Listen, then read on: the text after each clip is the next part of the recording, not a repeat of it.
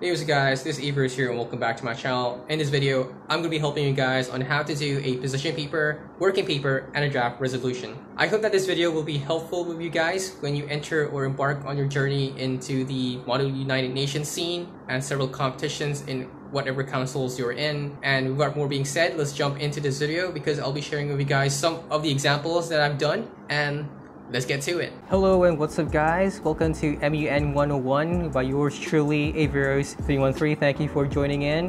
We're going to be having one heck of a party, so grab your popcorn, grab a bag of chips and a can of soda because we'll be going through the whole guideline, the whole process of learning on how to do the position paper, working paper, and finally the draft resolution. For the position paper, why do we need to do a position paper? Well, it's to tell the chairs and co-chairs that you did your research and that you are prepared. If you enter into composition without doing anything, then you might get a little bit clueless and you don't really get the point or what you're going to be doing within the council because you're going to be thinking of what am I going to say and who am I going to collaborate with? What is this thing? What are we trying to talk about? What is the whole purpose of the council? So it's going to be leaving you mindless and you don't know what to actually say and advocate for within the council. And when you submit your position paper, only then you could be eligible for awards, and these awards includes the best position paper, verbal commendation, honorable mentions, most outstanding delegate, and best delegate. Now, I'm going to be showing you guys an example of my own position paper. This is an example of a position paper that I did as Negara Brunei Darussalam in the International Monetary Fund Council. I'm going to be showing you guys the whole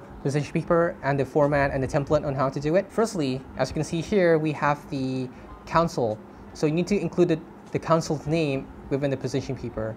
Secondly, you need to mention your country within the position paper right here. And before I proceed further, you don't need to make it as beautiful as this. You don't need to add pictures. You don't need to make it look fancy or illustrative. As long as you have the main points or you have the main text or gist or the main message that you want to convey within your position paper, that's all that's important. The font will usually be font 12 size. It's Times New Roman and spacing 1.5. But it depends on your organizers. So if they want you to do Arial size 11 to 5, then that is something that you have to follow their regulations and rules because the format and template is actually dependent on your organizers. Secondly, you need to include the title of your topic or the agenda. My topic or agenda of the council is the rise of digital money and fintech. You could also include your name, your personal name, and then finally the institution that you represent. Now, this is where things get spicy. In your position paper, you need to include 3 things.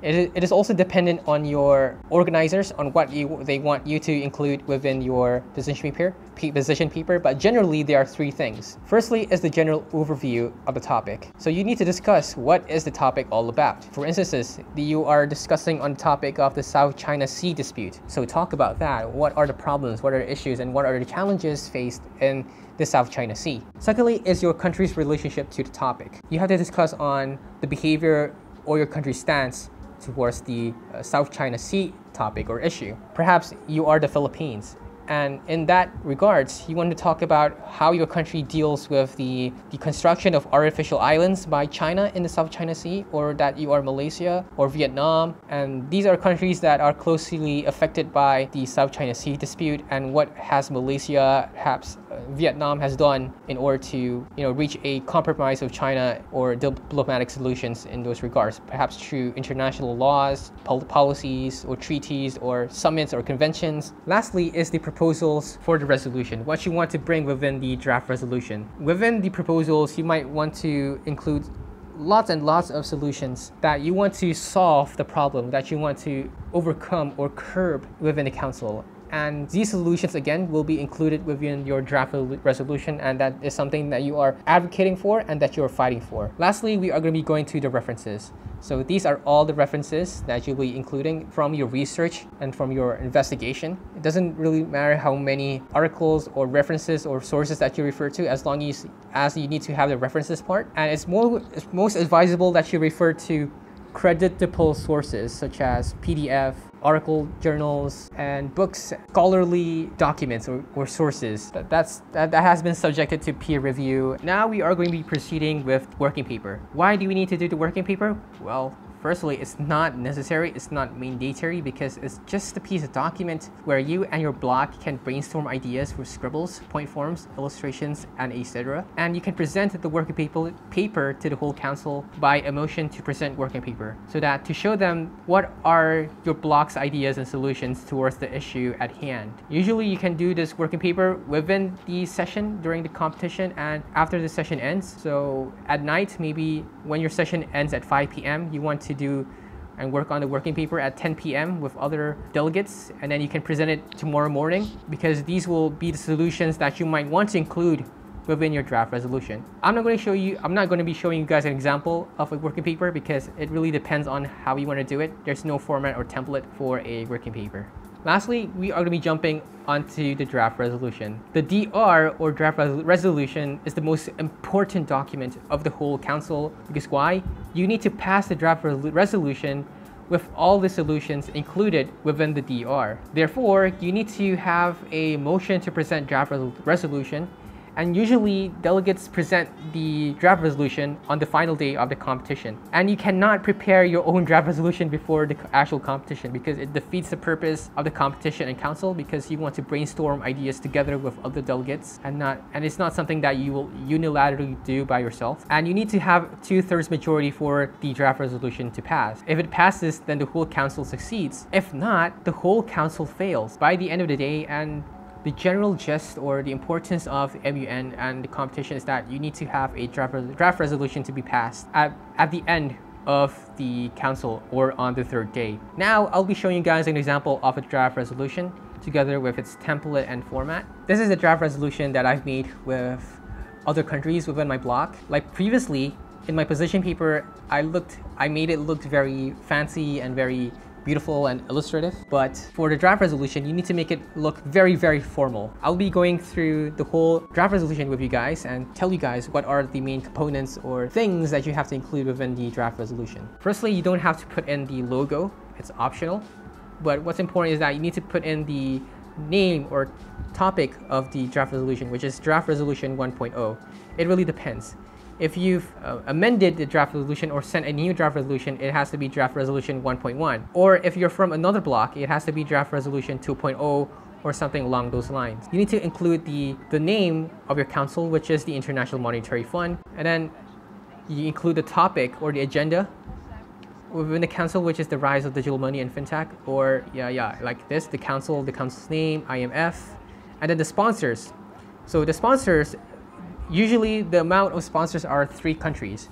The sponsors are the countries that actually contribute and they draft and write and do all the things within the draft resolution. So they are the ones who type it out. They are the ones who are going to be defending and talking about the draft resolution. And signatories are countries that want to see the draft resolution passed. Signatories, they don't necessarily support the draft resolution. They just want to see it passed, and they may criticize the draft resolution all they want. We are going to be moving on to the preambulatory clauses. The preambulatory clauses are different because they are just aspirational, idealistic, and it's just full of hopes and auspices. They don't form the solutions. They don't form something that you want to solve in regards to the topic. It's just, like I've said before, it's just idealistic, it's aspirational and inspirational. And you need to include these words in front of each of the clauses, like the words guided, upholds, recalling, alarmed. So those are examples of preambulatory clauses. Now we go to the operative clauses. Operative clauses are the actual clauses which represents the solutions towards the issues. For example, like I've mentioned before, in the position paper, maybe you are Malaysia and you want to solve the South China Sea dispute, and that is by holding an international mediation or diplomatic meeting or convention with China and other countries. So that is the solution that is within your position paper, and perhaps you want to make that as part of the draft resolution. So you include it under clause 1 here, and then you need to put in the operative clause words such as recommends that countries have a international dialogue, meeting or convention in order to discuss on the issue of the South China Sea. So that could be one of your solutions under clause 1. If you have more solutions, then you can include it in more clauses such as clause 2, suggest, blah, blah, blah. Clause 3, proposes. Inside a draft resolution, you need to follow a format and template as well. If the organizers of the competition tells you to do New Times Roman, font 12, size 12, font New Times Roman, and spacing 1.5, then you have to follow that. It really depends on your organizers because there's no fixed template and format. Also, in every class, if you have something such as but not limited to right here, then you have to put in the colon.